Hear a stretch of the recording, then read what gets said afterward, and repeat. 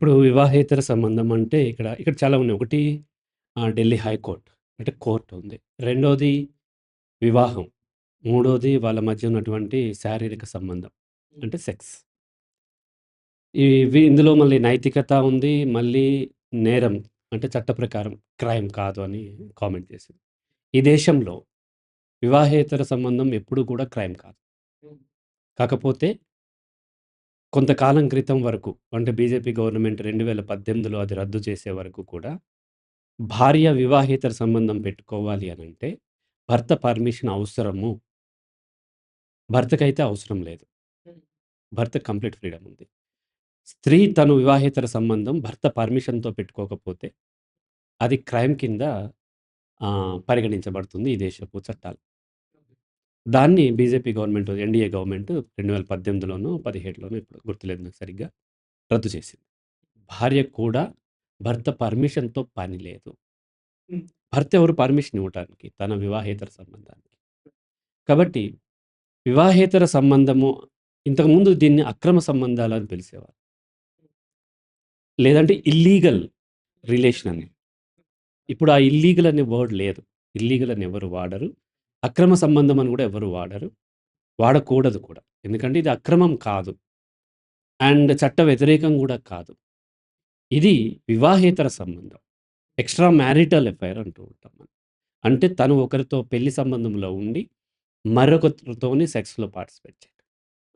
ఇది ఉన్నటువంటి పరిస్థితి. ఇది ఏ కోర్టయినా సరే కింది కోర్టులు సరిగ్గా అవగాహన లేకపోతే సరైనటువంటి వాళ్ళ యొక్క ఆర్గ్యుమెంట్ వినిపించకపోవటం వల్ల అతనికి సమన్లు పంపించుండొచ్చు. కానీ ఇంతవరకు వివాహేతర సంబంధం పెట్టుకున్నందుకు ఈ దేశంలో ఏ వ్యక్తికి శిక్ష పడటం అనేది లేదు. Including prostitution. ప్రాస్టిట్యూషన్ చేస్తున్నందుకు ఎవరికీ శిక్ష పడలేదు. ఓన్లీ ఫీమేల్ ప్రాస్టిట్యూట్‌కి మాత్రం. యాక్చువల్‌గా ఫీమేల్ ప్రాస్టిట్యూట్ అనకూడదు.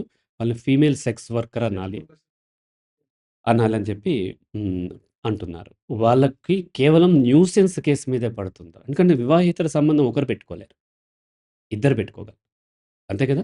ప్రాస్టిట్యూషన్ ఓన్లీ ప్రాస్టిట్యూట్ ఒక్కటి చేయలేదు. ప్రాస్టిట్యూట్‌తో పాటు విటుడు గూడా ఉంటాడు. వ్యభిచారి, విటుడు. కాబట్టి వీళ్ళిద్దరూకి శిక్ష పడాలి. ఇంతవరకు ప్రాస్టిట్యూట్ దగ్గరికెళ్ళినందుకు ఇండియాలో ఎవరికైనా శిక్ష పడిందా? అంటే ఇంతవరకు లేదు. ఎందుకంటే వాళ్ళు మా ఇద్దరి అంగీకారంతో ఇక్కడ ఇండియన్ చట్టాల ప్రకారం ఇండియన్ కాదు మెజారిటీ ఈ డెమోక్రటిక్ కంట్రీస్ అమెరికా కావచ్చు, యూరోపియన్ కంట్రీస్, ఆస్ట్రేలియా, న్యూజిలాండ్ ఇటువంటివి ఏవైనా సరే, ఏ ఇద్దరి మధ్య అయినా పరస్పర అంగీకారంతో సెక్స్‌లో పార్టిసిపేట్ చేస్తే అది నేరం కాదు. ఏ ఇద్దరైనా మేజర్ అయిన వాళ్ళు. అంగీకారంతోని బిలో 18 ఇయర్స్ వాళ్ళతో చేసినా సరే అది నేరమే. అది ఎక్స్‌ప్లాయిటేషన్ కింద అవుతుంది. 18 ఇయర్స్ దాటినటువంటి ఏ ఇద్దరైనా సరే నాట్ ఓన్లీ మేల్, ఫీమేల్ ఇద్దరు మేల్ అయినా, ఇద్దరు ఫీమేల్ అయినా లేదా ట్రాన్స్‌జెండర్‌తో అయినా, ఇద్దరు ట్రాన్స్‌జెండర్స్ అయినా, ఏ ఇద్దరి మధ్య సెక్స్ జరిగినా అంగీకారంతో జరిగితే చట్ట ప్రకారం నేరం కాదు. బట్ యానిమల్స్‌తో చేస్తే అది ఆవు కొన్నిసార్లు చూస్తూ ఉంటాము. గాడిదని రేప్ చేసాడని, కుక్కని రేప్ చేసాడని ఈ మధ్య కూడా వస్తుంది. అది ఎందుకంటే తన యొక్క రిజెక్షన్‌ని తన యొక్క అంగీకారం లేకపోవటాన్ని, వద్దు అని చెప్పటాన్ని ఆ యొక్క జంతువు చెప్పలేదు కాబట్టి, జంతువుతోని సెక్సువల్ యాక్ట్‌లో పార్టిసిపేట్ చేస్తే అది రేప్ కింద కన్సిడర్ చేయబడుతుంది. అడల్ట్ ఎవరైనా సరే, వాళ్ళ అంగీకారం లేకుండా సెక్సువల్ యాక్ట్ అంటే వాళ్ళ శరీరంలోకి ఏదన్నా తన శారీరపు అవయవాన్ని కానీ, లేదంటే ఏదన్నా ఆబ్జెక్ట్‌ని గాని ప్రవేశపెట్టటం రేప్ డెఫినిషన్ ప్రకారం వస్తది లీగల్లీ. అయితే అడల్ట్ అయ్యుండి కూడా తన అంగీకారం చెప్పలేని స్థితిలో ఉన్నప్పుడు, అంటే అన్‌కాన్షియస్ అయిపోయి ఉన్నప్పుడు, మత్తు పదార్థాలతోనో దేనితో అయినా ఉన్నప్పుడు, లేదా ఇన్సేన్ అయ్యి పిచ్చివాళ్ళయ్యుండి, లేదంటే వేరే ఏ కారణం చేతైనా తన అంగీకారం చెప్పలేనప్పుడు, అప్పుడు ఆమెతో సెక్స్‌లో గాని, అతనితో సెక్స్‌లో గాని పార్టిసిపేట్ చేయటం కూడా రేప్ కిందే కన్సిడర్ చేయబడతది. కాబట్టి ఇక్కడ ఆ కేస్‌లో ఆ అబ్బాయి, అమ్మాయి హోటల్‌లో నా భార్య ఇంకొక అబ్బాయితోని సెక్స్‌లో పార్టిసిపేట్ చేసింది. వాళ్ళని శిక్షించండి అని కోర్ట్‌కెళ్ళే హక్కు భర్తకి లేదు. రైట్? అయితే ఇది చాలా తప్పుగా ఇంటర్ప్రిట్ చేయబడుతుంది. మరి ఎందుకు పెళ్ళంటే అర్థం లేదా అది ఇది అని ఇక వాదనకొస్తారు చాలామంది అడుగుతారు. హిందువే కాదు ఏ మతమైనా సరే పెళ్ళంటే అర్థం లేదా? పెళ్ళికి అర్థం ఉంది. పెళ్లి ప్రకృతిలో లేదు. ప్రకృతికి పెళ్లి లేదు. శరీరానికి పెళ్లి లేదు. అబ్బాయి శరీరానికి పెళ్లి లేదు. అమ్మాయి శరీరానికి పెళ్లి లేదు. కానీ సామాజికమైనటువంటి ఒక ఒప్పందం పెళ్లి అనేది. పెళ్లి అనే కాన్సెప్ట్ ఎందుకొచ్చిందంటే యానిమల్స్‌కి పెళ్లి లేదు. ప్యూర్ సెక్స్ ఓన్లీ యానిమల్స్‌లోనే జరుగుతదంటండి. ఎందుకంటే అవి ప్యూర్‌లీ వాటి మధ్య కొంత డిజైర్ వచ్చింది. సెక్స్‌లో పార్టిసిపేట్ చేస్తాయి. సెపరేట్ అయిపోతాయి. ఆ ఫీమేల్ ప్రెగ్నెంట్ అవుతది. ఎందుకు ప్రెగ్నెంట్ అయిందో ఆ ఫీమేల్‌కి తెలియదు. తర్వాత బిడ్డని కనేస్తది. పాలిచ్చి పెంచుతది. కొంతకాలం వదిలేస్తది. తర్వాత ఆ పిల్లలు పెరిగి మళ్ళీ సెక్స్‌లో ఒక్కొక్కసారి మదర్‌తో కూడా సెక్స్‌లో పార్టిసిపేట్ చేస్తాయి. ఓకే. సేమ్ తను ఎవరి ద్వారా అయితే తను వచ్చిందో ఆ యానిమల్‌తో కూడా తన బిడ్డలు సెక్స్‌లో పార్టిసిపేట్ చేయడం అనేది నేచర్‌లో ఉంటది. సిబ్లింగ్స్‌తో కూడా సెక్స్ ఉంటది. పావురం 2 గుడ్లు పెడితే ఆ 2 గుడ్లు జతగూడతాయి. ఆ 2 పిల్లలు. బట్ హ్యూమన్ బీయింగ్స్‌కి ఉన్నటువంటి extraordinary memory and analytical skills వల్ల ఈ యాక్ట్ వల్ల తను ప్రెగ్నెంట్ అవుతారని ఆ అమ్మాయికి తెలుసు. ఈ యాక్ట్ ఎంత చేసినా తనవ్వనని ఆ అబ్బాయికి తెలుసు. కాబట్టి ఇద్దరు ఈక్వల్లీ ఎంజాయ్ చేసిన తర్వాత ఈ యాక్ట్ వల్ల వచ్చినటువంటి కాన్సిక్వెన్సెస్ ప్రెగ్నెన్సీ, డెలివరీ, పిల్లలు బయలాజికల్, సైకలాజికల్ అండ్ సోషల్ గూడా. డెలివరీ అయితే సోషల్ గూడా అవుతది. సో, ఈ కాన్సిక్వెన్సెస్ ఓన్లీ ఫీమేల్ ఒకటే భరించాల్సొస్తుంది. ఇద్దరూ ఈక్వల్‌గా ఎంజాయ్ చేసినప్పుడు, ఆ మేల్ కూడా ఈక్వల్ లెవెల్ ఆఫ్ రెస్పాన్సిబిలిటీ తీసుకునేలాగా ఒక అగ్రీమెంట్‌లోకి ఎంటర్ అయ్యి, దెన్ యువర్ విష్. అప్పుడు మీ ఇష్టం. మీ ఇద్దరు ఎవరైనా సరే. పెళ్లయిన తర్వాత సెక్స్‌లో పార్టిసిపేట్ చేసిన వాళ్ళని ఎవరు కాదనరు. అది ఏ కులమైనా ఎవరైనా. మేజర్ అయితే చాలు. ఒకవేళ అలా అగ్రీమెంట్‌లోకి పాస్ అవ్వకుండా నేను సెక్స్‌లో పార్టిసిపేట్ చేసే రైట్ అంటే ఇది ఫీమేల్‌ని ప్రొటెక్ట్ చేయటానికి ఉంది పెళ్లి. ఆ అగ్రీమెంట్‌లోకి పార్టిసిపేట్ చేయకుండా అగ్రీమెంట్‌లో తీసుకోకుండా అది మ్యారేజ్ కావచ్చు, లివ్ ఇన్ రిలేషన్ కూడా marriage equal to marriage. Even గాంధర్వ వివాహం అంటారు. That is also marriage. So, ఏదైనా సరే ఇద్దరు ఫీమేల్ సెక్స్‌లో పార్టిసిపేట్ చేసినట్టుగా కోర్ట్‌కి ప్రూవ్ చేస్తే that is equal to marriage అంతే. సో, అలా అగ్రీమెంట్‌లోకి నేను ఎంటర్ కాకుండా సెక్స్‌లో పార్టిసిపేట్ చేసే హక్కు లేదా నాకు అంటే ఉంది. కానీ రేపొద్దున అతను రెస్పాన్సిబిలిటీ తీసుకోకుండా వెళ్ళిపోతే మమ్మల్ని మా హెల్ప్ నువ్వు తీసుకోలేవు. అలా కాకుండా మేము చెప్పినటువంటి ప్యాటర్న్‌లో గనుక నువ్వు వెళ్లి అతనితో సెక్స్‌లో పార్టిసిపేట్ చేస్తే, అతను రెస్పాన్సిబిలిటీ తీసుకోకుండా పారిపోయినట్లయితే, మేము గుంజుకొచ్చి రెస్పాన్సిబిలిటీలో కూర్చోబెడతాం. లేదంటే అతని చేత కంపెన్సేషన్ అన్నా పే చేపిస్తాం. అని సమాజం పెళ్లి అనే కాన్సెప్ట్ వచ్చింది ఎక్కడ ఏ ప్రపంచంలోనే. హిందూ మ్యారేజ్ యాక్ట్ ప్రకారం కట్నం ఇవ్వటము, తీసుకోవటం కూడా నేరమే. సో, కట్నం కోసం అయితే ఆ డబ్బు చూసి చేసుకుంటే ఇక్కడ పెళ్లి ఎక్కడుంది వ్యాపారం. వాళ్ళు నేను కట్నం ఇస్తున్నాను అనౌన్స్ చేసి, కట్నం తీసుకుంటున్నాను అనౌన్స్ చేసి, చట్టపరంగా డిస్క్లోజ్ చేసి పెళ్లి చేసుకోవట్లేదు. పెళ్లిని ఒక వ్యాపారంగా వాడుకుంటున్నారు. పెళ్లిని ఒక కెరీర్ ఆప్షన్‌గా వాడుకుంటున్నారు. ఆ అమ్మాయి వాడుకుంటది, అబ్బాయి కూడా వాడుకుంటాడు. అతనికి ఎంత ప్యాకేజ్ వస్తుందని చూస్తుంది. అతను ఈ అమ్మాయి దగ్గర నుంచి ఎంత కట్నం వస్తుందని చూస్తున్నారు. దానికి ఆ అమ్మాయిని చేసుకుంటున్నారు. ఆ కట్నం కోసం ఈ అమ్మాయిని పెళ్లి చేసుకుంటున్నాడు తప్ప, ఈ అమ్మాయి కోసం చేసుకోవట్లేదు. ఇక్కడ నైతికత ఎక్కడుంది? ఎక్కడైతే నువ్వు అనైతికత మొదలైన తర్వాత, ఆ అనైతికతలో మళ్ళీ నైతికత ఉండమంటే ఎందుకుంటారు? ఇప్పుడు నేను ఎవరికో నా దగ్గర పనిచేసే అబ్బాయికి సాలరీ ఇవ్వాలి. 20,000 ఎంతో సాలరీ ఇవ్వాలి. ఇవ్వకండా అతన్ని ఏడిపించి, "నీకు దమ్ముంటే నా బీరువాలో డబ్బు తీసుకెళ్ళు. 20,000 తీసుకెళ్ళు" అంటే అతను ఒక అర్ధరాత్రి నాడొచ్చి మొత్తం పగలగొట్టుకొని బీరువా పగలగొట్టి ఓన్లీ 20,000 తీసుకెళ్తాడా? ఎంత దొరికితే అంత తీసుకెళ్తాడు. నేను 20,000 ఇవ్వాలి ఎక్కువ ఎందుకు తీసుకెళ్ళానంటే నువ్వు 20,000 నైతికతతోను అతనికి ఇవ్వలేదు. నువ్వు అనైతికంగా ప్రవర్తించినప్పుడు అవతల వ్యక్తి కూడా అదే చేస్తాడు. చేసినప్పుడు ఇక నైతికత క్వెషన్ లేదిక. రైట్? పెళ్లి అనేదే ఇక్కడ కట్నం కోసమో, ఆస్తి కోసమో అంటే నెత్తి మీద రూపాయి పెడితే రూపాయి పోని వాడికి పెళ్లి చేసుకునే అర్హత లేదా? అంటే అతని సంపాదన చూసే అమ్మాయి పెళ్లి చేసుకుంటుందంటే అది పూర్తిగా వ్యాపారం. చాలామంది అంటారు, "అబ్బాయి సంపాదించట్లేదు సార్ మాకు డైవోర్స్ కావాలి." అంటే సంపాదించకపోతే భర్త కాడా? అంటే ఎక్కువ సంపాదిస్తే పెద్ద భర్త అవుతాడా? ఎట్లా? సంపాదనకి ఈ మ్యారేజ్‌కి సంబంధం ఏంటి? ఆ అమ్మాయి సంపాదించట్లేదు. అంటే ఇప్పుడు దీనికి కాంట్రాస్ట్‌గా కొంతమంది క్వెషన్స్ ఏమిస్తారంటే, అంటే డిగ్రీ చేస్తేనే నాకు ఈ ఉద్యోగం ఇస్తావా? డిగ్రీ లేకపోతే ఉద్యోగం ఇవ్వరా అన్నట్టు. ఒక డిగ్రీ ఈస్ డిఫరెంట్. డిగ్రీ అనేది పాయింట్ హ్మ్. ఏంటంటే, నెత్తి మీద రూపాయికి పెడితే రూ. 10 కూడా దాంట్లో నా ఉద్దేశ్యం ఏంటంటే, హ్మ్. బికాస్ ఆఫ్ అబ్బాయి బాగానే ఉన్నాడు అని చెప్పి అనుకుంటారు. At the same time family background ఉంది. అమ్మాయికి బాగా ఫ్యామిలీ బ్యాక్‌గ్రౌండ్స్ ఏం పని? అబ్బాయి బాగుండటంతో ఏం పని? బాగోకపోయినా పెళ్లి చేసుకోవచ్చు.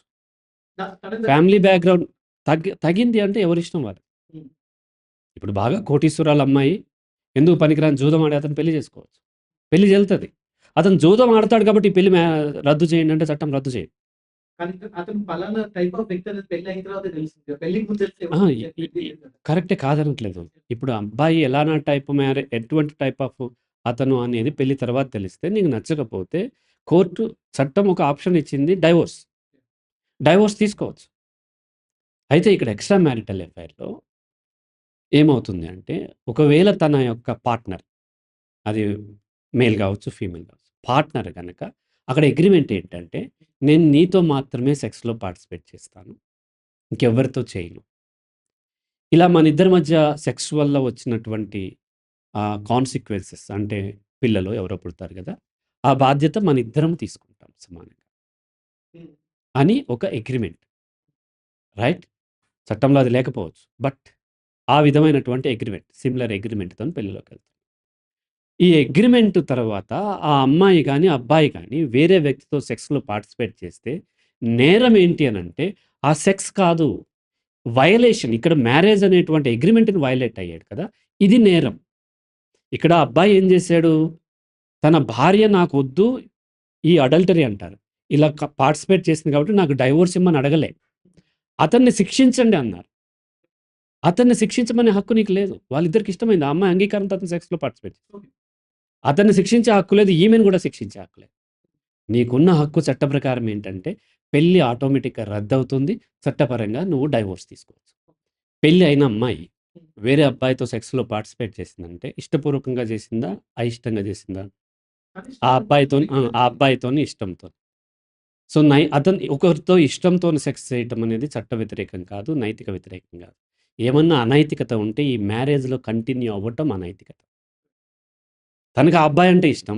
ఈ అమ్మాయి ఇతని దగ్గర కూడా తను సెక్స్‌లో పార్టిసిపేట్ చేసింది. బికాజ్ ఇతను డబ్బులిచ్చి దాన్ని పోషిస్తాడు కాబట్టి. ఇది అనైతికమైనది. రైట్? పెళ్ళికి ఎక్కడా కూడా ఏ చట్టము కూడా పెళ్ళిని ఆహ్, అండర్‌మైన్ చేసి మాట్లాడట్లేదు. కాకపోతే పెళ్ళికి మనం వ్యాపారాన్ని పెళ్లి అనుకోవటం వల్ల నేను పెళ్లి చేసుకున్నాను కాబట్టి నా భార్య ఖచ్చితంగా నాతో పడుండాల్సిందే. నా భర్త నాతో పడుండాల్సిందే అనేటువంటి ఒక భావజాలం ఏదైతే ఉందో, ఇది అనైతికమైంది. చట్ట వ్యతిరేకమైన భావజాలం. రాజ్యాంగ వ్యతిరేకమైంది. మానవ హక్కులకు వ్యతిరేకమైంది ఆ భావజాలం. అయితే ఇప్పుడు ఒక మానసిక నిపుణులుగా మీకు అడిగిన హ్మ్. క్వెషన్ ఏంటంటే, సరే ఇప్పుడు ఒక వ్యక్తి ఎప్పుడైతే అంటే I will take a small example. హ్మ్. జపాన్‌లో హ్మ్. జపాన్‌లో పెళ్లైన భార్యాభర్తలు ఎవరైనా కూడా వాళ్ళు బయటికెళ్ళి సెక్స్ వర్కర్స్ దగ్గరికి వెళ్ళడం అనేది ఇట్స్ లీగల్. హ్మ్. అండ్ అక్కడ భార్యలు దాన్ని తప్పుగా చూడరు. భర్తలు దాన్ని తప్పుగా చూడరు. కానీ ఒక డీప్ రిలేషన్‌షిప్‌లోకెళ్తే తప్పుగా చూస్తారు. సో, అలాంటి ఒక సిట్యుయేషన్ ఉంది. రెండో విషయం ఏంటంటే, వీళ్ళు బయట కొంతమంది నాకు తెలిసిన కొన్ని సిట్యుయేషన్స్ ఉన్నాయి. హ్మ్. బయట ఎక్స్‌ట్రా మ్యారిటల్ లైఫ్ పెట్టుకొని, ఒకటి కాదు, ఒక 10, 15 ఎక్స్‌ట్రా మ్యారిటల్ లైఫ్ పెట్టుకొని, హ్మ్. వాళ్ళకి సంబంధించిన ఆధారాలు ఉన్నాయి. హ్మ్. 10, 15 ఎక్స్‌ట్రా మ్యారిటల్ లైఫ్ పెట్టుకొని, అందులో కొంతమంది నాకు తల్లితో సమానం, కొంతమంది అక్కతో సమానం అని చెప్పి కూడా, హ్మ్. ఇవన్నీ చేసి ఇంటికొచ్చాక భార్యని విపరీతంగా టార్చర్ చేయడం. హ్మ్. ఇలాంటి ఒక మనస్తత్వం అనేది పెరుగుతూ ఉంది. అవును. అవును. సో ఇక్కడ నేరం ఏంటంటే 10 మందితో కాదు 100 మందితో ఎక్స్‌ట్రా మ్యారిటల్ అఫైర్ పెట్టుకున్నా, ఎక్స్‌ట్రా మ్యారిటల్ అఫైర్ పెట్టుకున్నాడు కాబట్టి శిక్షించండి అనే హక్కు ఎవరికీ లేదు. భార్యకి లేదు. భార్య ఫైట్ చేయాల్సింది తనను టార్చర్ పెడుతున్నందుకు ఫైట్ చేయాలి. తను వేరే వాళ్ళతో రిలేషన్ పెట్టుకున్నాడు కాబట్టి నా పెళ్ళిని రద్దు చేసి నాకు నష్టపరిహారం కల్పించండి. ఇన్నాళ్ళు నేను ఇతన్ని నమ్మి నేను ఒక అగ్రీమెంట్ ఇప్పుడు సపోజ్ మీరు ఒక కంపెనీలో జాబ్ చేస్తున్నారు. జాబ్ చేస్తున్నప్పుడు 3 సంవత్సరాలు బాండ్ ఇచ్చారు. మీకు హెల్త్ బాగోక మీరు కంటిన్యూ చేయలేకపోయారనుకోండి. అదేం నేరం కాదు. 3 సంవత్సరాలు బాండ్ ఇచ్చారు కాబట్టి ఖచ్చితంగా చేయాలని లేదు. కానీ ఆ బాండ్‌లో ఉండగా వీళ్ళకి చేయకుండా వేరే వాళ్ళకి మీరేదో పని చేస్తున్నారు. బట్ నేను ఎంఎస్ అప్పుడు ఏమవుతదంటే అగ్రీమెంట్ క్యాన్సిల్ చేసుకున్నారు కాబట్టి మీ నుంచి నష్టపరిహారం కంపెనీ వసూలు చేస్తది. ఎగ్జాక్ట్‌లీ సేమ్‌గా ఇక్కడ భర్త అయినా, భార్య అయినా నాకు ఈ నష్టం జరిగింది. ఇతను నాకు ఈ ప్రామిస్ చేశాడు. ఆ ప్రామిస్‌ని చట్ట ప్రకారం ఉంది. దాన్ని వయలేట్ చేశాడు కాబట్టి నాకు జరిగిన నష్టానికి ఇగో ఇంత నాకు కాంపెన్సేషన్ కావాలని కోర్ట్‌కి వెళ్ళే హక్కు భార్యకుంటుంది తప్ప అతను అందులో పార్టిసిపేట్ చేసినందుకు అతన్ని శిక్షించండి. అలాగే ఇక్కడ పెళ్లిలో ఉండగా ఇంకో పెళ్లి చేసుకుంటే అప్పుడు నువ్వు అటు ఎళ్ళొచ్చు. ఆ పెళ్లి చెల్లదు, శిక్షిస్తది. కానీ పెళ్లి అగ్రీమెంట్‌లో ఉండగా, ఇది అగ్రీమెంట్. ఈ సోషల్ అగ్రీమెంట్. ఎప్పుడైనా ఎవరికైనా ఏ అగ్రీమెంట్‌లో నుంచైనా బ్రేక్ చేసుకునే రైట్ ఉంటుంది. అయితే ఓన్లీ థింగ్ ఏంటంటే, నా వల్ల జరిగిన నష్టాన్ని నేను చట్ట ప్రకారం అయితే నేను పూడ్చాల్సిన అవసరం ఉంది. కాబట్టి ఈ పార్ట్నర్ ఎవరైతే ఉన్నారో, వాళ్ళు ఎక్స్‌ట్రా మ్యారిటల్ ఎఫైర్ ఉంది కాబట్టి వాళ్ళని శిక్షించండి అనే హక్కు లేదు కానీ, ఎక్స్‌ట్రా మ్యారిటల్ ఎఫైర్ ఉంది కాబట్టి, నా ఈ పెళ్ళిని రద్దు చేసి నాకు నష్టపరిహారం కల్పించమని ఈవెన్ మెయిల్ కూడా వెళ్ళొచ్చు. అయితే యాక్చువల్లీ దిస్ నాట్ దట్ హ్మ్. సొల్యూషన్. చాలా మంది ఉన్నారు హ్మ్. పర్సనల్లీ మీకు పెట్టే హ్మ్. ట్రై హ్మ్. చేస్తున్నారు. అంటే ఇప్పుడు మీరు ఇందాక ఒకటి అన్నారు. ఒక కంపెనీలో మీరు జాబ్ చేసినప్పుడు హెల్త్ బాగాలేనప్పుడు హ్మ్. ఒక హ్యూమటేరియన్ గ్రౌండ్స్‌లో ఒక సీరియస్ సిట్యుయేషన్‌లో హెల్త్ బాగాలేదు. ఫర్ ఎగ్జాంపుల్ ఒక వైఫ్ అండ్ హస్బాండ్ కూడా ఒక రిలేషన్‌లో ఉన్నారు. సడెన్‌గా హస్బాండ్‌కి ఏదో క్యాన్సర్ వచ్చిందో లేకపోతే హ్మ్. ఏదో హ్మ్. వచ్చింది. So you better move on. నాతో హ్మ్. నీకు యూజ్ లేదు అని చెప్పి తను వెళ్ళిపోవడం, హ్మ్. బ్రేక్ చేసుకోవడం ఒక అర్థం. At the same time I worked in a very big hmm. Multinational hmm. Company. దాంట్లో మాకున్న ఒక క్లాజెస్‌లో ఒక క్లాజ్ హ్మ్. ఏంటంటే, మా కంపెనీకి వర్క్ చేస్తున్నప్పుడు హ్మ్. వేరే కంపెనీ వాళ్ళతోని కనీసం నువ్వు ఒక లంచ్‌కి వెళ్ళినా, మాకు హ్మ్. చెప్పకుండా ఒక లంచ్‌కి వెళ్ళినా కూడా హ్మ్. ఇమ్మీడియేట్ టెర్మినేషన్ ఉంటుంది with effect of a legal హ్మ్. కేస్ ఆన్ యూ అని హ్మ్. చెప్పేసి. హ్మ్. సో, ఒక ఇప్పుడు అదే సిట్యుయేషన్ చూసుకుంటే ఇది ఒక రకంగా చీటింగ్ కిందకే వస్తుంది. యాక్చువల్లీ ఈ క్లాజెస్ ఏవైతే ఉన్నాయో, ఆ ఎంప్లాయీస్‌ని బెదిరించడానికి పెడతారు తప్ప, చట్ట ప్రకారం చెల్లవు. లంచ్‌కి వేరే కంపెనీలో మీ చుట్టాల అబ్బాయి పెళ్లి జస్ట్ చేస్తున్నాడు. ఫర్ ఎగ్జాంపుల్ సార్ హ్మ్. లంచ్ అనే కాదు. హ్మ్. నా కంపెనీకి అంటే కంపెనీకి నష్టం యాహ్! కలిగించే యాక్ట్ చేసినప్పుడు, అగ్రీమెంట్ లేకపోయినా వాళ్ళు ఆ క్లాజ్ లేకపోయినా చట్ట ప్రకారం వాళ్ళు చర్య తీసుకోవచ్చు. ఏ క్లాజ్ పెట్టుకోవాలన్నా, ఏ అగ్రీమెంట్ తీసుకోవాలన్నా చట్ట పరిధిలో రాజ్యాంగం యాక్సెప్ట్ చేసిన పరిధిలోనే ఉండాలి. అది దాటి నేను అగ్రీమెంట్ పెట్టాను, దాని మీద సంతకం చేశారు. అందుకని ఈ వడ్డీ వ్యాపారాలు చేస్తూ ఉంటారు. రాపిచ్చుకుంటారు, సంతకాలు చేపించుకుంటారు. రేపొద్దున అవి చెల్లవు. ఎందుకంటే నువ్వు వడ్డీ వ్యాపారం చేసే హక్కు నీకు గవర్నమెంట్ ఇవ్వలేదు. వడ్డీ వ్యాపారం చేసుకుంటే ఒక రిజిస్ట్రేషన్ ఉండాలి. ఇంతవరకే వడ్డీ నువ్వు ఆర్‌బీఐయో ఏదో ఇచ్చినటువంటి ఆ పరిధిలోనే ఇవ్వాలి. అంతేగాని నువ్వు రూ. 3, రూ. 10 ఇచ్చేసాను నన్ను సంతకం పెట్టాడు కాబట్టి ఖచ్చితంగా ఇచ్చి తీరాలి అనేట్ ఇస్తే నో ప్రాబ్లమ్. దీన్ని పట్టుకొని నేను కోర్ట్‌కెళ్ళి వసూలు తీసుకుందామంటే కోర్ట్ యాక్సెప్ట్ చేయదు. అలాగే ఇక్కడ కూడా క్లాజ్ ఏదైనా ఉంటే, ఒక క్లాజ్ కూడా చట్ట పరిధిలోనే ఉండాలి తప్ప, ఏదో ఎవరితోనో లంచ్‌కెళ్ళాడో లేకపోతే ఇంకోటి ఏదో చేసి వాళ్ళిద్దరు పెళ్లి కూడా చేసుకోవచ్చు. ఇంకో కంపెనీలో మీ భార్య పెళ్లి చేస్తది. ఆ అమ్మాయిని పెళ్లి చేసుకున్నావు కాబట్టి నిన్ను శిక్షిస్తాము లీగల్‌గా అంటే ఎట్లా? కదా! నీకు మానవ హక్కులుంటాయి. అలాగే వచ్చేసి అంటే ప్రపంచవ్యాప్తంగా కొన్ని మానవ హక్కులుంటాయి. ఆ మానవ హక్కులు వ్యతిరేకంగా చట్టం చేసే హక్కు డెమోక్రటిక్ కంట్రీ‌లో ఉండదు. రైట్? అలాగే డెమోక్రటిక్ కంట్రీ‌ల్లో వాళ్ళ రాజ్యాంగాలుంటాయి. ఆ రాజ్యాంగాన్ని దాటి నువ్వు చట్టాలు చేసే హక్కు ఇక్కడున్నటువంటి ప్రభుత్వాలకుండదు. అలాగే రాజ్యాంగాన్ని దాటి అగ్రీమెంట్‌లు తయారు చేసుకునే హక్కు ప్రజలకి లేదు. అలా అగ్రీమెంట్ చేసుకున్నందుకు అతని మీద కోర్ట్‌కెళ్ళొచ్చు. రైట్? సార్ ఇప్పుడు ఇంకొక చిన్న క్వెషన్. ఇప్పుడు ఒక వ్యక్తి ఇంకొక వ్యక్తికి సంబంధించిన ఒక మాట ఇచ్చి తన పర్సనల్ లైఫ్‌లో కొంత సమయాన్ని బాగా ఇచ్చి హ్మ్. హ్మ్. తను సెట్ అవ్వట్లేదని చెప్పి వెళ్ళిపోవడం హ్మ్. వల్ల పోయిన ఆ సమయం అనేది పోయిన ఆ ఏజ్ అనేది తిరిగి రాదు. అవును. సో, ఆబ్వియస్‌లీ అతను కేస్ వేయడం అండ్ ఈ పర్సన్ మీద కేస్‌కి సంబంధించి సీరియస్‌గా యాక్షన్ తీసుకోవడం. హ్మ్. ఒకవేళ కాంపెన్సేట్ చేయలేకపోతే అతని మీద ఇంకా సీరియస్ యాక్షన్ తీసుకోవడం ఇలాంటివన్నీ చేస్తారు. సో, ఇప్పుడు ఇక్కడ పెళ్లిలో ఇంకొక ఇష్యూ ఏమొస్తుందంటే ఒక స్త్రీ అయినా గాని, ఒక హస్బాండ్ అయినా గాని, ఒక హ్మ్. వైఫ్ అయినా హ్మ్. వాళ్ళు ఇద్దరు కలిసి ఒక రి ఒక ఒక ఒక సిట్యుయేషన్‌లో ఒక మ్యారేజ్ సిట్యుయేషన్‌లో ఉండి దాని తర్వాత ఉన్నటువంటి విడిపోవాలనడానికన్నా ముందు ఒక ఎక్స్‌ట్రా మ్యారిటల్ లైఫ్ పెట్టుకోవడం వల్ల హ్మ్. ఇంకొక పర్సన్ లైఫ్ అనేది జీవితాంతం నష్టపోయింది. హ్మ్. అంటే ఇన్ని రోజులు పెట్టుకున్న నమ్మకం, ఇన్ని రోజులు పెట్టుకున్న ప్రేమ గాని, సరే ఆ ప్రేమ అనేది ఉందా లేదా అనేది పక్కన పెడదాం. ఏదో ఒక నమ్మకం, ఒక లైఫ్ అనుకున్న ఏదైతే ఎమోషనల్ బాండింగ్ ఏదైతే ఉందో, ఈ ఈ ఇన్ని సంవత్సరాలు అక్కడ పని చేయడం, లేకపోతే మగవాడు జీతం తీసుకొస్తాడు, పని చేసి ఆడవాళ్ళైతే ఇంట్లో ఇంట్లో అన్ని పనులు చేస్తారు. దీనన్నిటికి ఒక కాంపెన్సేషనే ఉంటే, ప్రతి పెళ్లిలో ఇప్పటి నుంచి పెళ్లనే వ్యవస్థ వీకైపోతుంది. ఇక ప్రతి పెళ్లి కూడా పెళ్లి చేసుకున్న తర్వాత నా ఇష్టం ఉన్నదని చెప్తాను. బ్రేకప్ కావాలంటే కాంపెన్సేషన్ తీసుకొని వెళ్ళిపోవాలి. ఇంత ఈజీ అయిపోతే పెళ్లిలకు ఉండే వాల్యూ ఏంటి ఫ్యూచర్? పెళ్లి అనేదే అగ్రీమెంట్. మనకి పెళ్లి ఏమి బానిసత్వం కాదు. హ్మ్. అది బానిసత్వం బానిసత్వం కాదు. పెళ్లి అనేది పెళ్లి చేసుకున్నాం కాబట్టి నేను చచ్చినట్టుగా పడుండాలని ఫీమేల్‌కి లేదు, మేల్‌కి లేదు. ఇప్పుడు ఎవరైనా పెళ్లి చేసుకొని విడిపోయే హక్కు పెళ్లి చేసుకున్న వెంటనే వస్తది. రైట్? సో, అలా గాకుండా పెళ్ళికి విలువుంది కాబట్టి అనేది సెంటిమెంట్ మాత్రమే. నిజానికి పెళ్లి అగ్రీమెంట్ వాళ్ళిద్దరికీ పెళ్లంటే అర్థం ఏంటంటే, వాళ్ళిద్దరికీ అంగీకారం అయితే కంటిన్యూ చేయమని. ఇప్పుడు పెళ్లి చేసుకున్నాం కాబట్టి విచ్చలవిడిగా భార్య ఒప్పుకోకపోయినా సెక్స్ చేసే హక్కు భర్తకు లేదు. భర్త ఒప్పుకోకపోయినా మీద పడి కోరికలు తీర్చుకునే హక్కు భార్యకు కూడా లేదు. పెళ్లి అంటే వాళ్ళ యొక్క ఎదుటి వ్యక్తి యొక్క హక్కుల్ని హరించేది కాదు. నీ యొక్క హక్కుల్ని పొందేది. రైట్? ఆ అమ్మాయికి బిడ్డలు పుడితే, లేకపోతే ఆ అబ్బాయికి వీళ్ళ వల్ల బిడ్డలు పుట్టినా, లేకపోతే ఏం జరిగినా, ఏమైనా నష్టం జరిగితే కంపెన్సేషన్ రూపంలో కోర్ట్ ఇవ్వగలిగింది ఇస్తది. అది అందరికి ఒకే లెవెల్‌లో ఉండకపోవచ్చు.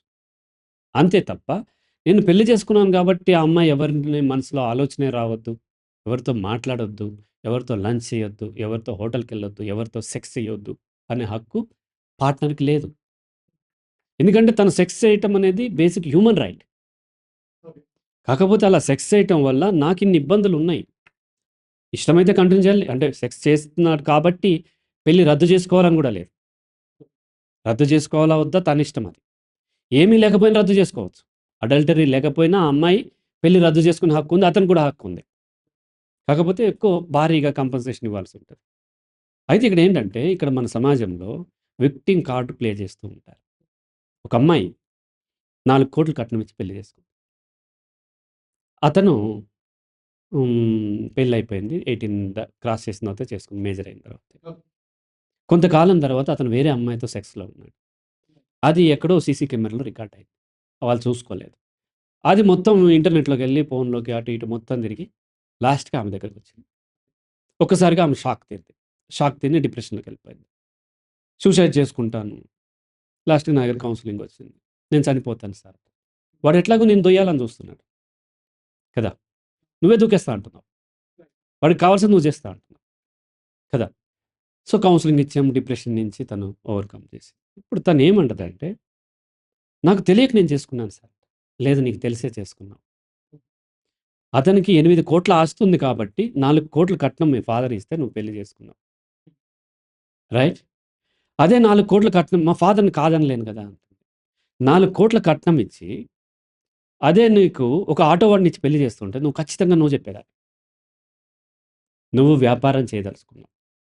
నీ కట్నంతోని ఎక్కువ డబ్బున్నోడిని చేసుకోవాలనుకున్నావు. ఎంగేజ్‌మెంట్ అయిన తర్వాత ముడుసుకున్నావు.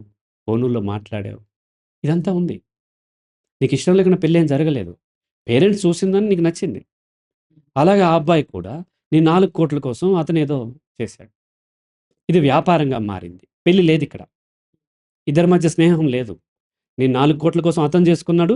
అతను 8,00,00,000 కోసం నువ్వు చేసుకున్నావు. వ్యాపారంలో లాభమే ముఖ్యం. లాభం అంటే ఏంటి? మోసం.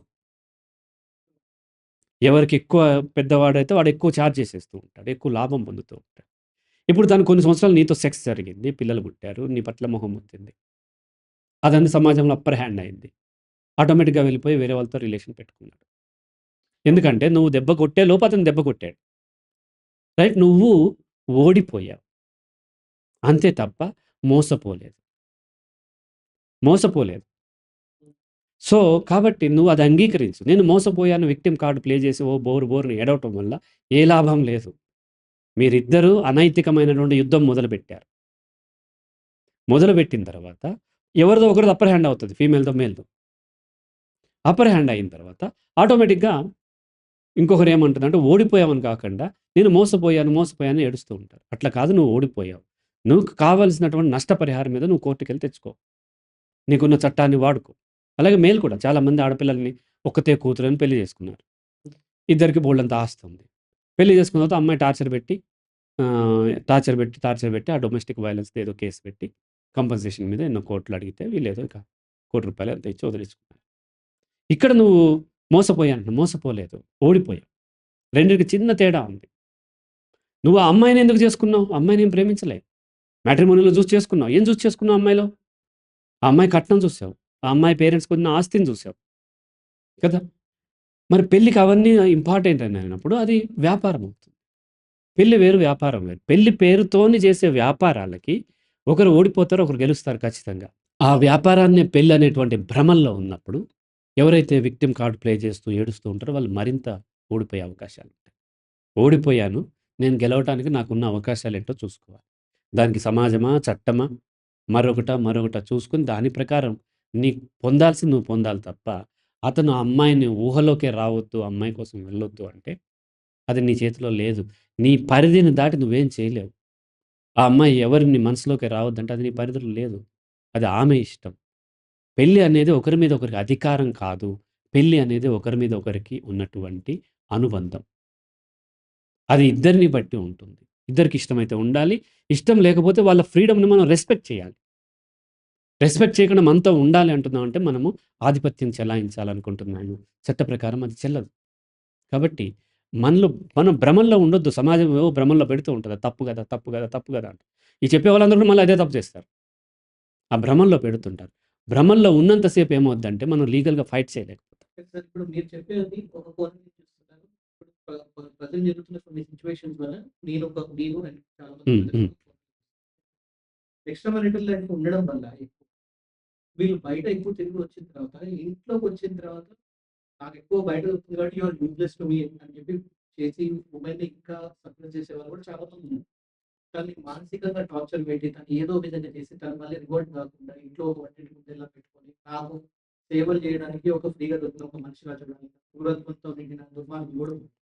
సో వీటన్నిటికి జరిగినప్పుడు వీళ్ళు ఒకటి సరే ఇప్పుడు మీరన్నట్టు ఒకవేళ వ్యాపారమే అనుకున్నా కూడా పెళ్ళనేది 2 వైపుల నుంచి వ్యాపారం జరుగుతుంది.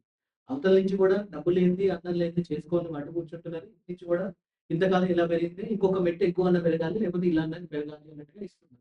ఆ వ్యాపారానికి 2 వైపులా జరుగుతుంది. ఈ వ్యాపారమే తప్పైనప్పుడు మరి ఇక పెళ్లి అనే ఒక వ్యవస్థే అక్కడ పెళ్లి చేసుకోలే వాళ్ళు. వ్యాపారానికి పెళ్లి వాడుకున్నారు. అవును. రైట్? అక్కడ పెళ్లి లేదు. మీ దృష్టిలో ఈ అంటే పెళ్లి ఇద్దరికి నచ్చి వాళ్ళిద్దరూ మేము కలిసి ఉంటాం అన్నారు. ఎంతకాలం కలిసి ఉంటారు. తర్వాత విడిపోయే హక్కు కూడా ఉంది పెళ్లిలోనే. పెళ్లిలోనే విడిపోయే హక్కు ఉంది. అది రెస్పెక్ట్ ఇవ్వట్లే. పెళ్లి పేరుతోని కట్నం తెచ్చుకొని ఏదో చేయాలని అతను. ఆ ఇంటికెళ్ళి నేను అదన్నీ అనుభవించాలని ఈమె కోరుకుంటుంది. ఇక్కడ అర్థం చేసుకోండి. ఎక్స్‌ట్రా మ్యారిటల్ ఎఫైర్ కరెక్ట్ అని అనట్లేదు. ఎక్స్‌ట్రా మ్యారిటల్ ఎఫైర్ అతని ఇష్టం. నీ ఇష్టం ఏంటంటే ఎక్స్‌ట్రా మ్యారిటల్ ఎఫైర్‌తో నన్ను ఇంత టార్చర్ పెడుతున్నాడు. నువ్వు డైవోర్స్ తీసుకో. నీకు నచ్చితే ఉండు. ఇప్పుడు ఆ అమ్మాయిని ఏమన్నాము అంటే, అతను తోసేద్దామంటే నువ్వు దూకుతున్నావు. రెండు ఒకటే. ఎక్స్‌ట్రా మ్యారిటల్ అంటే అందరూ ఏమంటున్నారంటే, ఎక్స్‌ట్రా మ్యారిటల్ ఎఫైర్ పెట్టుకున్నావు కాబట్టి నువ్వు డైవోర్స్ తీసేసుకోవాల్సిందే.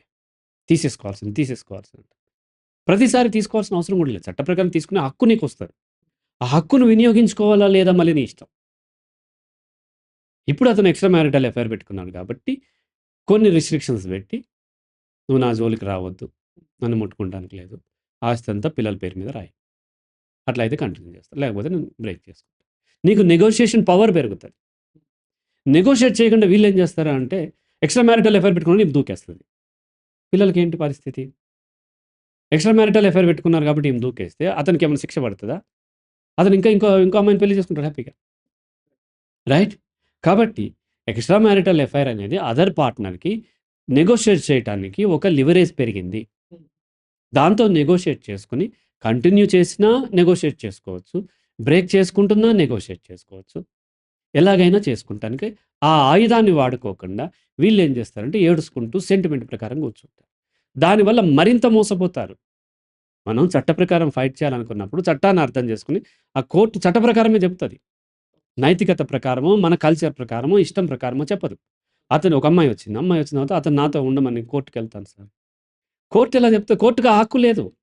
ఈ భూమి మీద ఎవరికీ హక్కు లేదు నీతో ఉండమనే హక్కు. కదా! కానీ నాతో ఉండాలి. పెళ్లి చేసుకున్నాడు కాబట్టి నాతో ఉండాలి. ఆ హక్కు లేదు. కోర్ట్ ఏం చేయగలుగుద్దంటే నీకు డైవోర్స్ ఇప్పించగలుగుతది. కానీ హ్యూమన్ రైట్స్‌కి వ్యతిరేకంగా నువ్వు కోర్ట్‌కెళ్ళి అతను నాతోనే ఉండాలి అని కోర్ట్‌కెళ్తే కోర్ట్ ఏం చేస్తది కొన్నాళ్ళు ఈ అడ్వకేట్‌లు ఏదో ఎంటర్‌టైన్ చేస్తారు. వాళ్ళు ఫీస్ తీసుకుంటారు. తర్వాత దాన్ని కొట్టిపడేస్తది. కొట్టిపడేసేసరికి అతను ఇంకా ఫ్రీ అయిపోతాడు. ఈ యొక్క జాప్యం ఏదైతే ఉందో మేల్‌కి మరింత అడ్వాంటేజ్ అవుతుంది. ఒకవేళ మేల్ అయినట్లయితే. మేల్ కానీ ఎవరైతే ముందు స్టెప్ ఏస్తారో వాళ్ళకి మరింత అడ్వాంటేజ్ అవుతుంది. వెంటనే నీకు ఇష్టం ఉంటే కంటిన్యూ చెయి.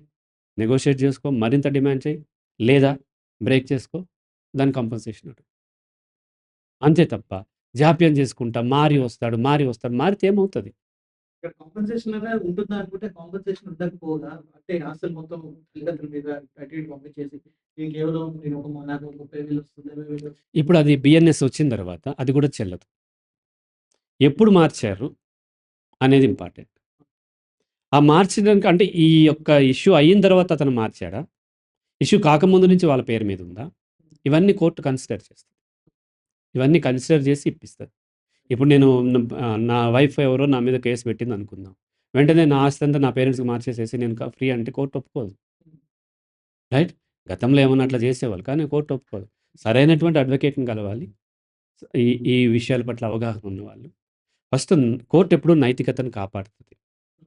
ఓకే. ఈమెకు నష్టం జరుగుతుంది అతని ఎక్స్ట్రా మ్యారిటల్ అఫైర్ వల్ల అనేది కోర్టు అంగీకరించినప్పుడు డెఫినెట్‌గా ఏదో ఒక రూపంలో ఎంతో కొంత కాంపెన్సేషన్ ఇప్పించే ప్రయత్నమే చేస్తది. రైట్. సో, కాబట్టి ఇక్కడ అడ్వకేట్‌ని బట్టి ఉంటది. అయితే ఇప్పుడు మిమ్మల్ని సైకాలజిస్ట్‌లని కాకుండా ఒక సామాజికవేత్తగా హ్మ్. కూడా మిమ్మల్ని ఒక చిన్న ప్రశ్న హ్మ్.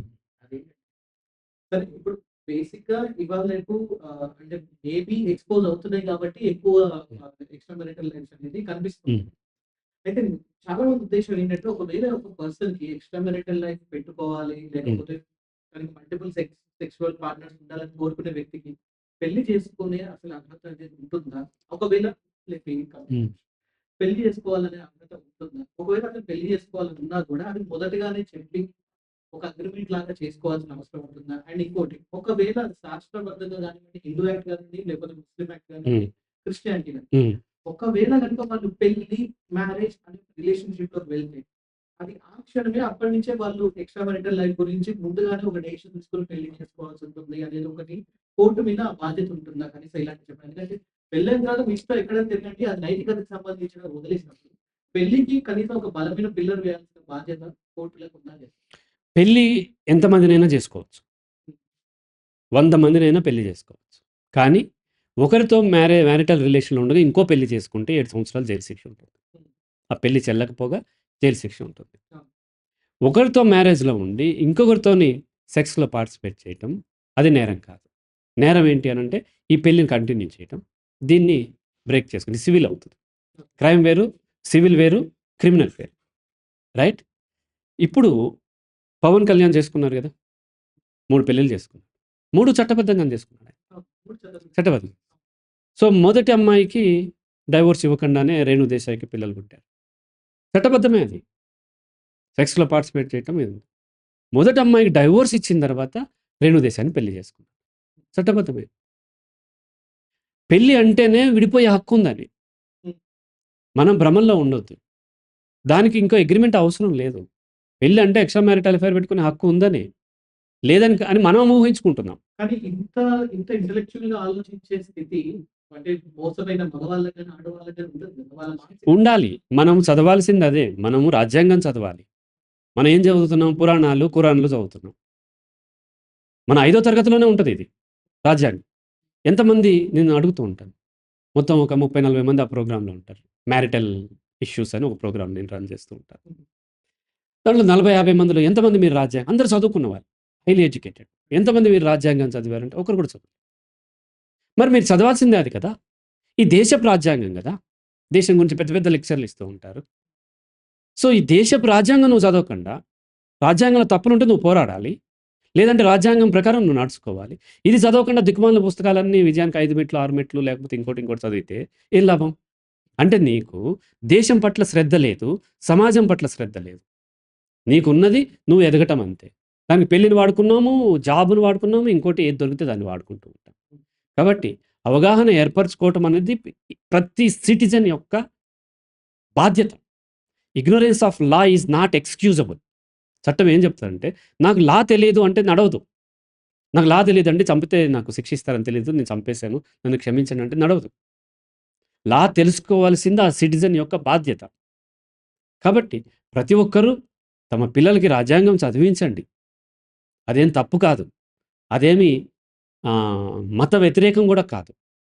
బాధ్యత. మినిమమ్ బాధ్యత. రాజ్యాంగం చదువుకోండి. ఒక యాక్ట్ చేస్తున్నప్పుడు, ఒక జాబ్‌లోకి ఎంటర్ అవుతున్నప్పుడు జాబ్‌కుండే హక్కులేంటి, బాధ్యతలేంటి తెలుసుకోవాలి గదా! ఆ డాక్యుమెంట్స్ ఏమి చదవం మనం. ఎట్లాగైతే ఆ యాప్ ఉన్నప్పుడు అన్నీ ఓకే, ఓకే అని కొట్టేస్తామో, ఒక ఒక సెల్ ఫోన్ సిమ్ కొనుక్కుంటుంటే, ఇంత పెద్ద డాక్యుమెంట్ ఇస్తే కింద సంతకం ఇస్తాం. ఒక్కటి కూడా చదవలేదు. బ్యాంక్ అకౌంట్ ఓపెన్ చేసి బోల్డ్ అని డాక్యుమెంట్ ఏం చదవం. సంతకం చేసేస్తాం. సంతకం చేస్తే సార్ నాకు తెలీదంటే కుదరదు. అది నీ ఒళ్ళు బద్ధకంతోని చేసిన పని. నీ అజ్ఞానంతోని చేసే పని. పెళ్లి చేసుకునేటప్పుడు మ్యారిటల్ యాక్ట్ ఏం చెప్తుంది? హిందువులైతే హిందూ మ్యారేజ్ యాక్ట్ ఏం చెప్తుంది? ఇస్లాం మ్యారేజ్ యాక్ట్ ఏం చెప్తుంది? క్రిస్టియన్ మ్యారేజ్ యాక్ట్ ఏం చెప్తుంది? కంపెన్సేషన్ ఇవ్వటం అనేది ఎందులో ఉంది? ఎందులో లేదు? ఏ చట్టం ప్రకారం చేసుకోవాలి? మతం మారితే ఏం చెప్తది చట్టం? ఇవన్నీ కూడా మనం చదువుకోవాలి. చదువుకోకుండా నేను భ్రమల్లో ఉండి పెళ్లి చేసుకొని నేను మోసపోయాను అంటే నువ్వు మోసపోలేదు. నువ్వు మోసపోలేదు. నువ్వేదో ఆశపడి తొందరపడి పెళ్లి చేసుకున్నావు. ఓడిపోయావు మాత్రమే. ఇక్కడ సమస్య ఏంటంటే ఈ తీర్పులు ఇప్పుడు రాలే. మొదటి నుంచి ఇవే తీర్పులొచ్చినాయి. చట్ట ప్రకారమే వస్తున్నాయి. హైకోర్టులు, సుప్రీం కోర్టులు చట్ట వ్యతిరేకంగా తీర్పులు ఇవ్వలేదు. ఇంతవరకు ఇవ్వలేదు ఈ విషయంలో. ఇచ్చే అవకాశం గూడా ఉండదు. అది అతని హక్కు. కోర్ట్ ఇవ్వకపోతే సుప్రీం కోర్ట్‌కి పోతాడు. చట్టం అదే చెప్తుంది గదా! ఆ ప్రియుడు ఎవరైతే ఉన్నారో అతన్ని శిక్షించే హక్కు పోలీసులకు లేదు. వాళ్ళిద్దరూ ఇష్టపూర్వకంగా సెక్స్‌లో పార్టిసిపేట్ చేశారు. చట్ట ప్రకారమే జరుగుతుంది.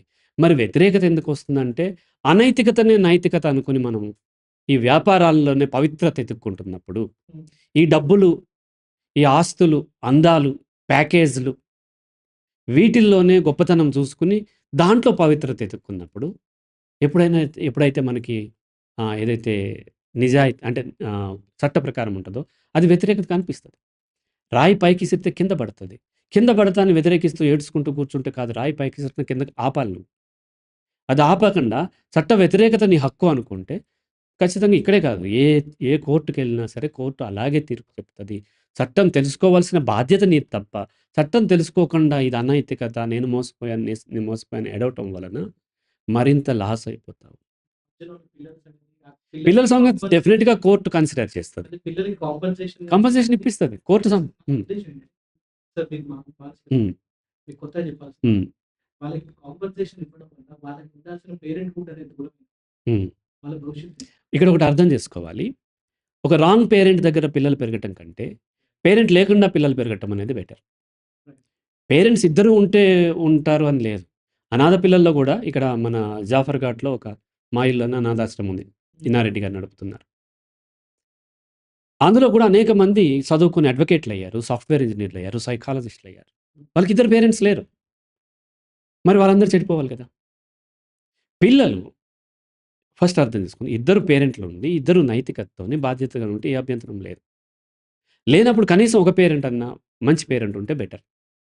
అట్లా గాకుండా ఇద్దరు రోజు కొట్లాడుకుంటూ, ఎవరి రిలేషన్ వాళ్ళు పెట్టుకొని, అబద్ధాలు చెప్పుకుంటూ, మోసం పెట్టుకుంటూ, టార్చర్ పెట్టుకుంటూ ఉన్నప్పుడు, ఆ పిల్లలు ఇద్దరు పేరెంట్స్ టెక్నికల్లీ ఉన్నారు.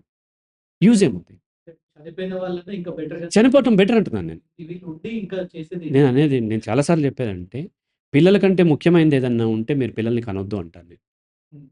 పిల్లలు కనటం మీరు చేసిన తప్పు. అవతల ఉన్న పార్ట్నర్ ఏంటి అనేది అర్థం చేసుకోకుండా, వాళ్ళ హక్కులు, వాళ్ళ బాధ్యతలు అర్థం చేసుకోకుండా, అంచనా వేయకుండా, పెళ్లి అయింది కదా! అని పిల్లల్ని కనేయమంటారు. మన వాళ్ళ పెద్దలు చెప్పేదేంటంటే, పెళ్లయిన వెంటనే పిల్లలు కంటే, ఆ భర్త ఎక్కడికి పోడు. ఎందుకు పోడు? చక్కగా పోతాడు. ఇంకా హ్యాపీగా పోతాడు. ఈ అమ్మాయి ఎక్కడికి పోలేకపోతుంది. రైట్. రైట్? పిల్లల్ని వెంటనే కనొద్దు. కనీసం 3 సంవత్సరాలు అయినా సరే, మ్యారిటల్ లైఫ్ కంటిన్యూ చేస్తేనే అంటే నా ప్రకారం, మానసిక దీని ప్రకారం. చట్ట ప్రకారం హక్కుండొచ్చు. పెళ్లి కాకుండా కూడా కనొచ్చు. రైట్. కనీసం 3 సంవత్సరాలు మ్యారిటల్ లైఫ్ లీడ్ చేసిన తర్వాత నీకు అప్పుడు ఒక మానసిక స్థైర్యం వస్తది నీ పార్ట్నర్ మీద. హ్మ్. హ్మ్. అప్పుడు నువ్వు ప్రెగ్నెంట్‌కెళ్ళు. నేను పెళ్లయిన 6 సంవత్సరాల తర్వాత మొదటి కిడ్నీ. హ్మ్. ఇంకొక 6 సంవత్సరాల తర్వాత రెండో కిడ్నీ కన్నా. హ్మ్. రైట్? ఎందుకు అంటే ఆ అమ్మాయికి నమ్మకం కలగాలి. మేమిద్దరము ఇష్టపడే పెళ్లి చేసుకున్నాం. చాలా సంవత్సరాల నుంచి పరిచయం. స్టిల్ మ్యారేజ్ అయిన తర్వాత మళ్ళీ పరిస్థితులు మారతాయి. అవును. మ్యారేజ్ అయిన తర్వాత కనీసం 3 ఇయర్స్ ఉంటే తప్ప ఒకరి గురించి ఒకరు మనం అడ్జస్ట్ అవ్వగలమా? లేదా? అనేది అర్థమవుతుంది. ఆ అర్థం లేకుండానే పెళ్లి చేసుకోవటం, పిల్లలు కనేసేసిన తర్వాత మళ్ళీ మనం విక్టిమ్ కార్డ్ ప్లే చేస్తే కరెక్ట్ కాదు. ఇది మనమేం చిన్న పిల్లలు పెళ్లి చేయట్లే గదా! 12, 13 ఇయర్స్ పిల్లలకి పెళ్లి చేయట్లే. చదువుకున్నారు, బీటెక్‌లు చేశారు, జాబ్స్ చేస్తున్నారు, లక్షలు సంపాదిస్తున్నారు. వీళ్ళకి అవగాహన లేకపోతే ఎట్లా? లక్షలు సంపాదించే కెపాసిటీ వచ్చింది. ఎదుటి వ్యక్తిని అంచనా వేసే కెపాసిటీ నీకు రాలేదంటే నీ చదువు వేస్ట్. బానిసత్వంలోకెళ్ళిపోతున్నావు. కదా! అటువంటప్పుడు పెళ్లి చేసుకోవద్దు. చాలామంది అంటారు, "నాకు తెలియదండి మా పేరెంట్సే చూస్తారు. నాకంత తెలివి లేదు. నా భర్తను నేను తెలివితేటలు లేవు." అటువంటప్పుడు పెళ్లి చేసుకోవద్దు. పేరెంట్స్ కూడా అంటారు, "నీకు తెలీదమ్మా. ఎటువంటి వాడిని చూసుకోవాలో తెలీదమ్మా" అంటే అటువంటి అమ్మాయికి ఎందుకు పెళ్లి చేస్తున్నావు? తెలివితేటలు లేని అమ్మాయికి పెళ్లి చేసి పంపిస్తే ఏమవుతది? నేనేమంటానంటే మ్యారేజ్ ఈస్ లీగల్ ప్రాస్టిట్యూషన్ అంట.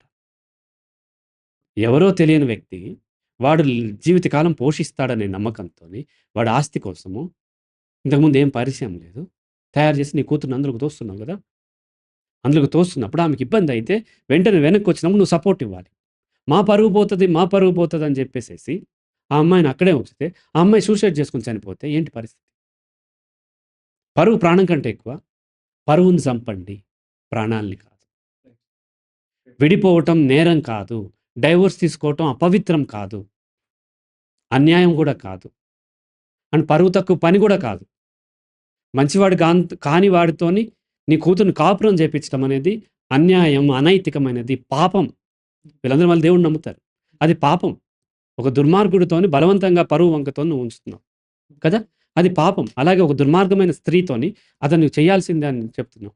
అది కూడా పాపం కదా! ఏ రిలిజియన్ కూడా ఇష్టం లేనోడితోని నువ్వు పెళ్లి చేసుకొని చావాలి అని ఏ రిలిజియన్ చెప్పట్లే.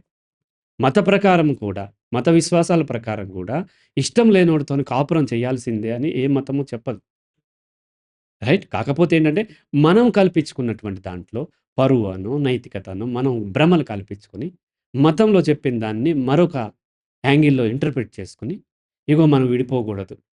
మనం విడిపోతే మత వ్యతిరేకం. ఏ మతం వ్యతిరేకించదు. మానవ హక్కుల్ని కాలరాసేటువంటి మతం ఉండదు. ఉంటే అది చెల్లదు. అటువంటి మతాన్ని ఎవరు ఆచరించాల్సిన పని లేదు. ఏదైనా మన జీవితం కోసం. అది మతమైనా, సమాజమైనా, చట్టమైనా. మన జీవితం కోసం. ఆ అమ్మాయి జీవితం నాశనం చేసేటువంటి చట్టాన్ని గాని, లేదంటే సమాజాన్ని గాని, లేదంటే అటువంటి మతం గాని ఉంటే దాన్ని వెంటనే త్యజించాలి. కాబట్టి మతం చెప్పదు. సమాజం గూడా చెప్పదు. సమాజం గూడా ఇష్టం లేకపోయినా ఎక్స్‌ట్రా మ్యారిటల్ అఫైర్ ఉన్నా అట్లాగే ఉండటం నైతికత అని ఏ సమాజం చెప్పదు. నైతికత అనేది అబ్సల్యూట్ వర్డ్ కాదు. నైతికత సిట్యుయేషన్‌ని బట్టి ఉంటది.